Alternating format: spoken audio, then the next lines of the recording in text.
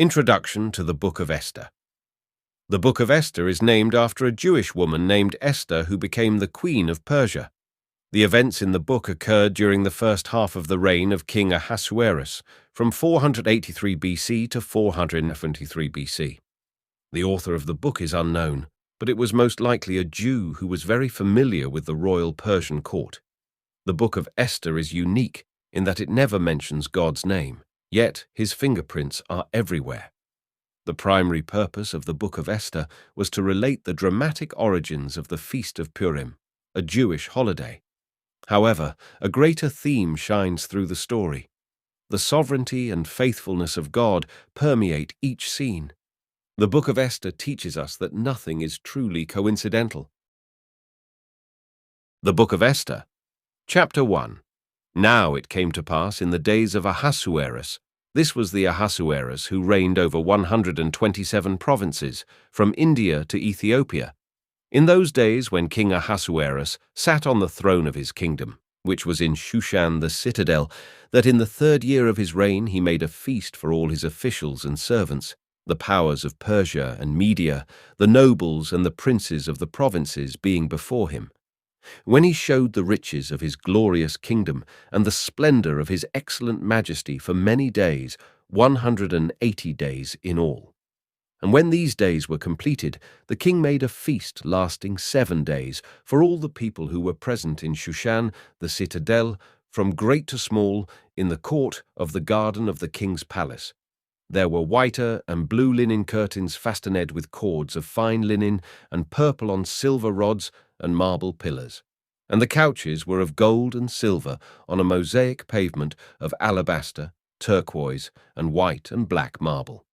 And they served drinks in golden vessels, each vessel being different from the other, with royal wine in abundance, according to the generosity of the king. In accordance with the law, the drinking was not compulsory, for so the king had ordered all the officers of his household that they should do according to each man's pleasure. Queen Vashti also made a feast for the women in the royal palace, which belonged to King Ahasuerus. On the 7th day, when the heart of the king was merry with wine, he commanded Mehuman, Biztha, Harbona, Bigtha, Abagtha, Zethar, and Carcass, 7 eunuchs who served in the presence of King Ahasuerus, to bring Queen Vashti before the king, wearing her royal crown, in order to show her beauty to the people and the officials, for she was beautiful to behold. But Queen Vashti refused to come at the king's command, brought by his eunuchs. Therefore the king was furious, and his anger burned within him. Then the king said to the wise men who understood the times, for this was the king's manner toward all who knew law and justice, those closest to him being Karshena, Shethar, Admatha, Tarshish, Meres, Marsena, and Memucan, the 7 princes of Persia and Media, who had access to the king's presence and who ranked highest in the kingdom. What shall we do to Queen Vashti, according to law, because she did not obey the command of King Ahasuerus brought to her by the eunuchs? And Memucan answered before the king and the princes, Queen Vashti has not only wronged the king, but also all the princes, and all the people who are in all the provinces of King Ahasuerus. For the queen's behavior will become known to all women, so that they will despise their husbands in their eyes, when they report, King Ahasuerus commanded Queen Vashti to be brought in before him, but she did not come. This very day the noble ladies of Persia and Media will say to all the king's officials that they have heard of the behavior of the queen. Thus there will be excessive contempt and wrath. If it pleases the king, let a royal decree go out from him, and let it be recorded in the laws of the Persians and the Medes, so that it will not be altered, that Vashti shall come no more before King Ahasuerus, and let the king give her royal position to another who is better than she. When the king's decree which he will make is proclaimed throughout all his empire, for it is great, all wives will honor their husbands, both great and small. And the reply pleased the king and the princes, and the king did according to the word of Memucan. Then he sent letters to all the king's provinces, to each province in its own script, and to every people in their own language, that each man should be master in his own house, and speak in the language of his own people. The Book of Esther, Chapter 2. After these things, when the wrath of King Ahasuerus subsided, he remembered Vashti, what she had done, and what had been decreed against her. Then the king's servants who attended him said, "Let beautiful young virgins be sought for the king, and let the king appoint officers in all the provinces of his kingdom, that they may gather all the beautiful young virgins to Shushan the citadel into the women's quarters, under the custody of Hegai, the king's eunuch, custodian of the women. And let beauty preparations be given them. Then let the young woman who pleases the king be queen instead of Vashti." This thing pleased the king, and he did so. In Shushan, the citadel, there was a certain Jew whose name was Mordecai, the son of Jair, the son of Shimei, the son of Kish, a Benjamite. Kish had been carried away from Jerusalem with the captives who had been captured with Jeconiah, king of Judah, whom Nebuchadnezzar, the king of Babylon, had carried away. And Mordecai had brought up Hadassah, that is, Esther, his uncle's daughter, for she had neither father nor mother. The young woman was lovely and beautiful. When her father and mother died, Mordecai took her as his own daughter. So it was, when the king's command and decree were heard, and when many young women were gathered at Shushan the citadel under the custody of Hegai, that Esther also was taken to the king's palace, into the care of Hegai, the custodian of the women. Now the young woman pleased him, and she obtained his favor, so he readily gave beauty preparations to her, besides her allowance.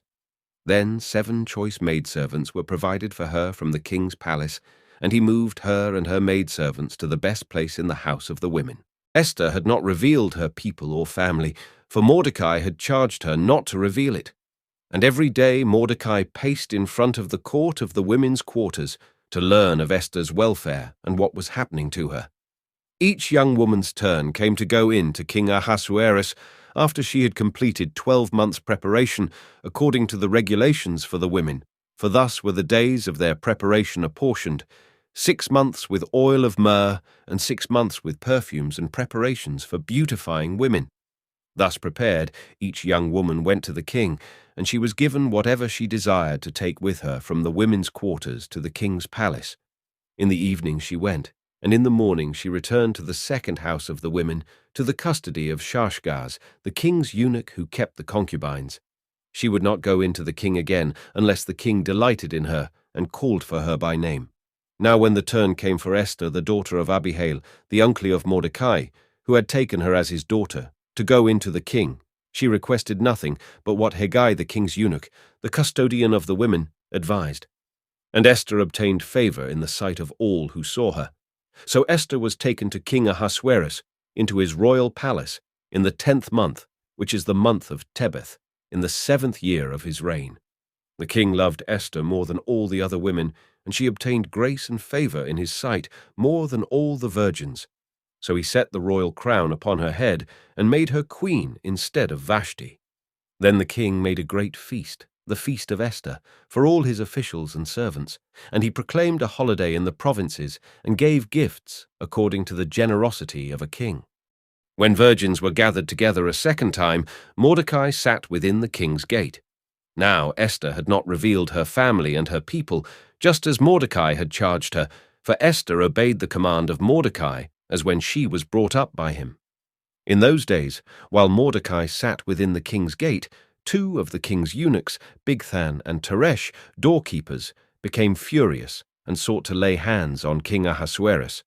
So the matter became known to Mordecai, who told Queen Esther, and Esther informed the king in Mordecai's name.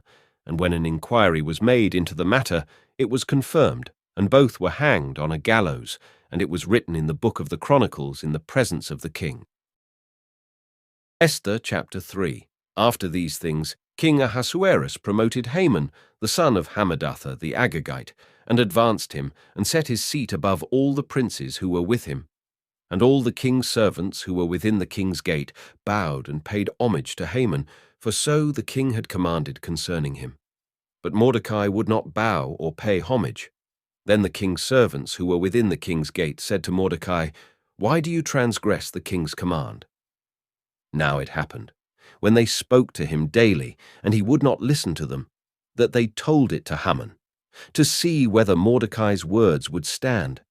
For Mordecai had told them that he was a Jew. When Haman saw that Mordecai would not bow or pay him homage, Haman was filled with wrath. But he disdained to lay hands on Mordecai alone, for they had told him of the people of Mordecai. Instead, Haman sought to destroy all the Jews who were throughout the whole kingdom of Ahasuerus, the people of Mordecai.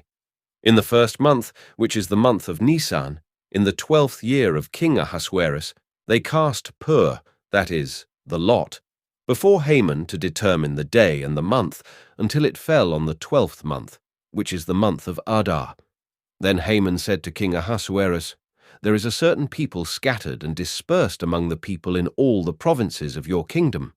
Their laws are different from all other peoples, and they do not keep the king's laws. Therefore, it is not fitting for the king to let them remain. If it pleases the king, let a decree be written that they be destroyed, and I will pay 10,000 talents of silver into the hands of those who do the work, to bring it into the king's treasuries." So the king took his signet ring from his hand and gave it to Haman, the son of Hammedatha the Agagite, the enemy of the Jews.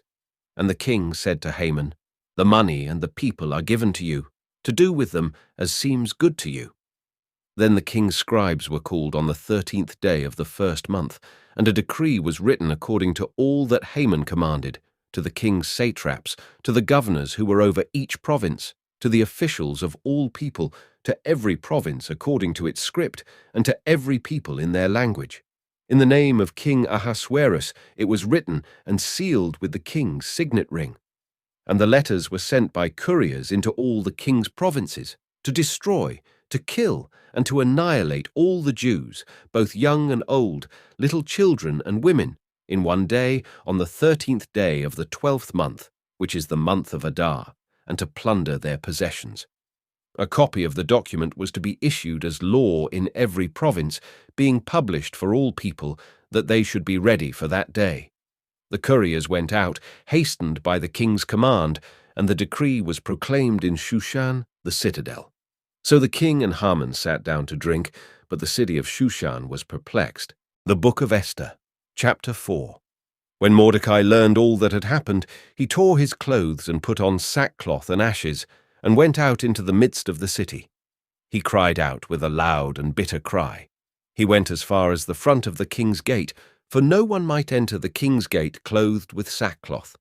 And in every province where the king's command and decree arrived, there was great mourning among the Jews, with fasting, weeping, and wailing, and many lay in sackcloth and ashes. So Esther's maids and eunuchs came and told her, and the queen was deeply distressed. Then she sent garments to clothe Mordecai and take his sackcloth away from him, but he would not accept them.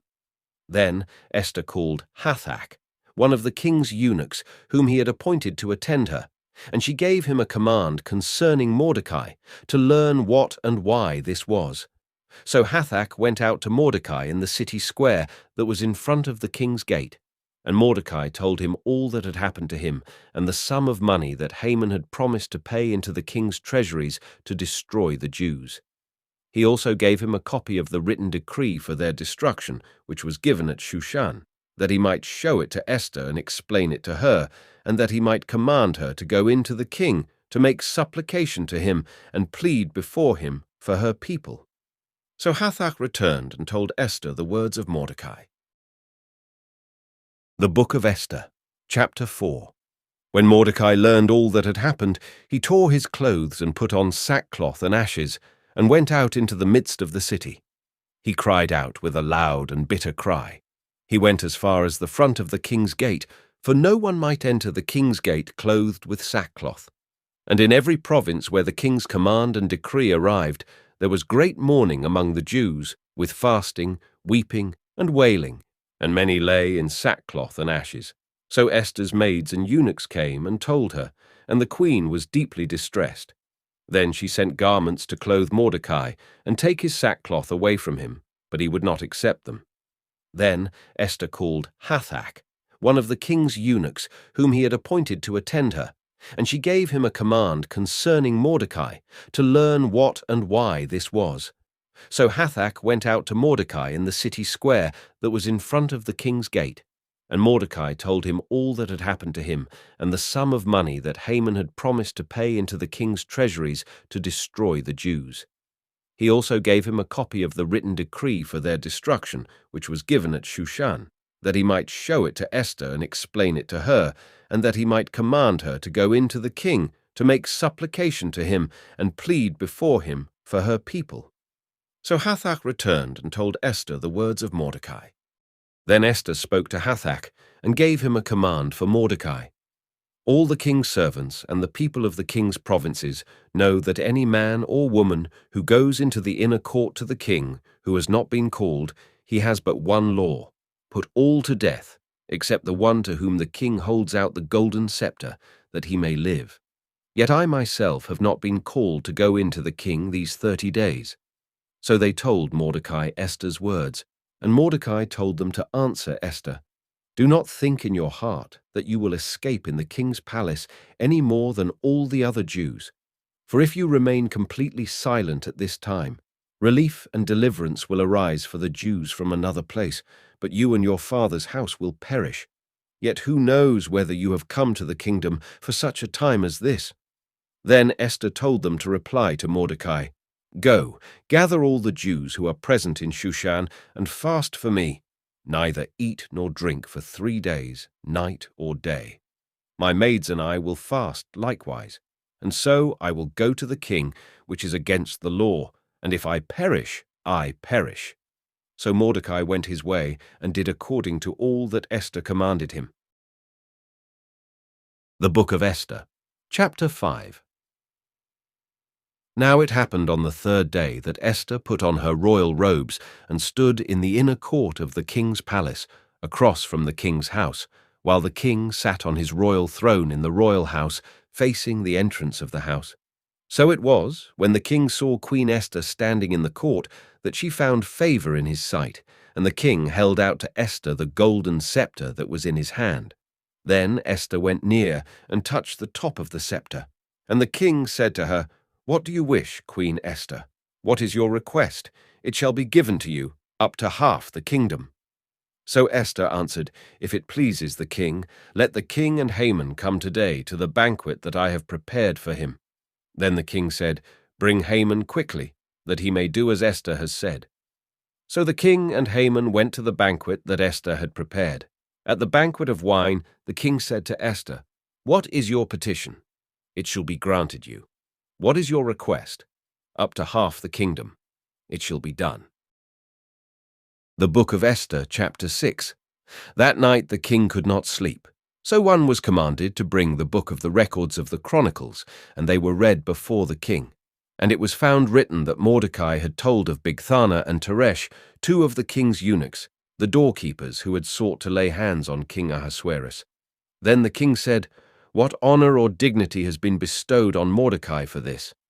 And the king's servants who attended him said, "Nothing has been done for him." So the king said, "Who is in the court?" Now Haman had just entered the outer court of the king's palace to suggest that the king hang Mordecai on the gallows that he had prepared for him. The king's servants said to him, "Haman is there, standing in the court." And the king said, "Let him come in." So Haman came in, and the king asked him, "What shall be done for the man whom the king delights to honor?"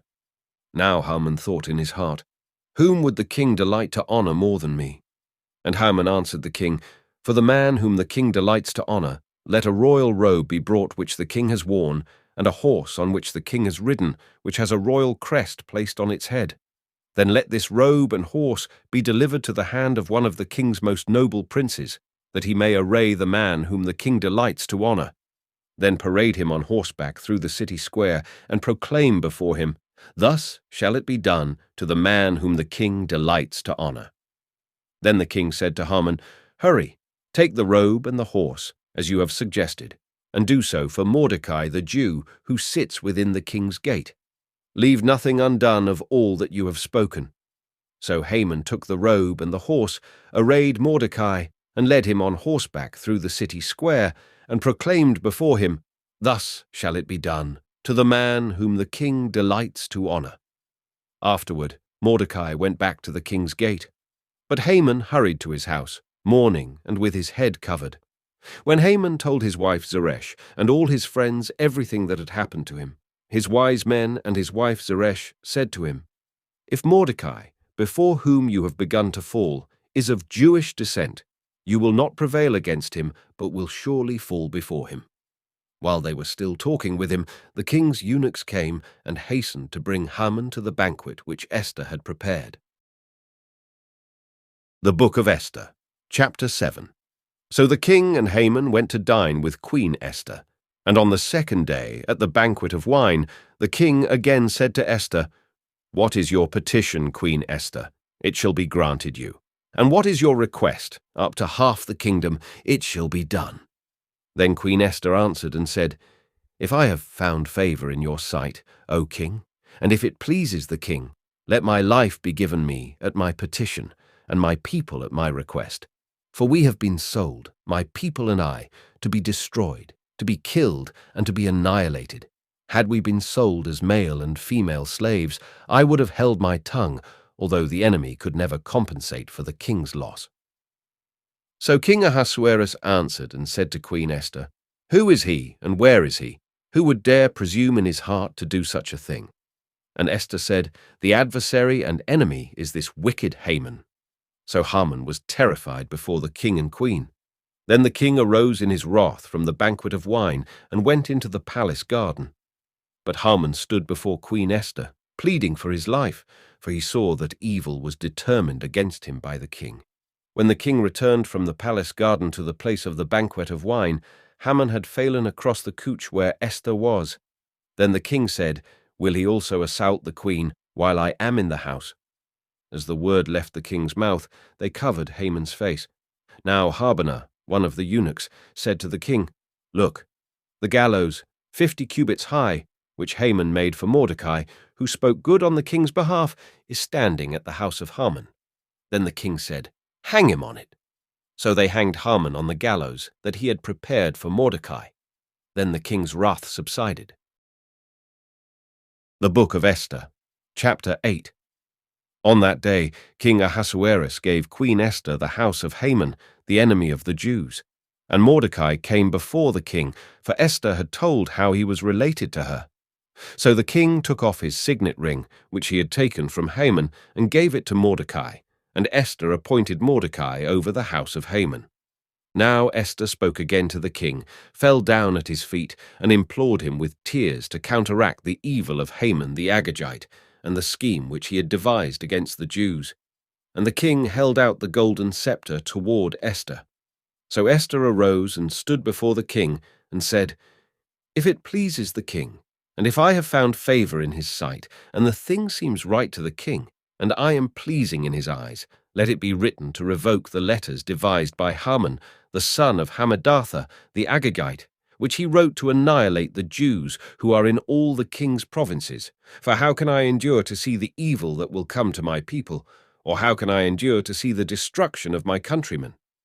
Then King Ahasuerus said to Queen Esther and Mordecai the Jew, "Indeed, I have given Esther the house of Haman, and they have hanged him on the gallows because he tried to lay his hand on the Jews.